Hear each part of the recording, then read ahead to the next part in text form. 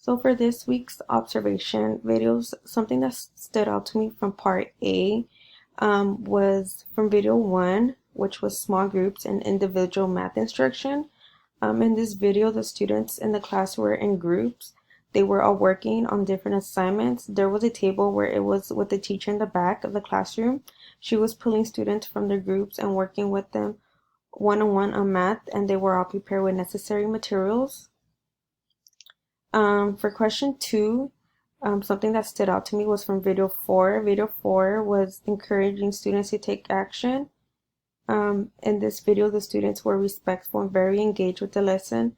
They were doing an activity on current problems in society. They had a lot of good information on the tree diagram. The students were working very well together. They were discussing their topic and the cause and effect of it. For example, the topic was obesity. And for question 6, I'm also focusing on video 4. In this video, the teacher had a loud voice and she was very clear with his instructions. He put the idea of the lesson in different words for every student to get it. He was very organized and knew what he was talking about. He was dressed well. He was wearing a white shirt and a tie and khaki pants. He carried himself well and he was confident. You could tell he enjoyed teaching. And for part B, something that stood out to me was from video 1. The students in this video were all working together in their table groups while the teacher was working with students in other small groups. They were all discussing together and doing their assignment. When they went to the back of the table with the teacher, they worked on adding and subtracting with sticks and fractions. The students were able to work independently, allowing their teacher to work with other students. This is beneficial because as a teacher, you get to see where your students need a little bit more help.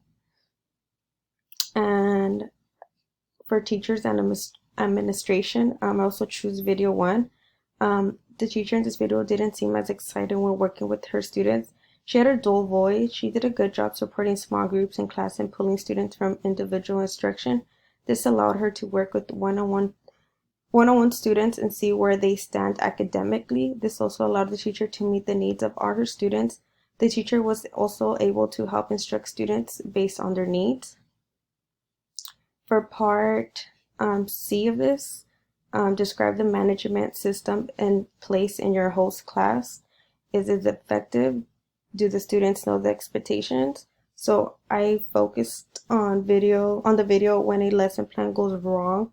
Part 1 and 2, I focused on this because I felt like this teacher had no type of class management. I noticed that she was not organized, which made her be all over the place. Her directions were not clear, which made her students very confused. Her students were also disrespectful because they were having lots of conversation when she was trying to give out the lesson. And I chose the video encouraged students to take actions because I felt like this teacher had a great classroom management. All his students were respectful and knew the expectations.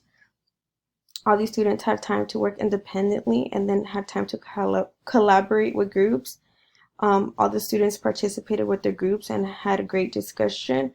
This teacher class management was effective because every student knew the expectation and got the work done.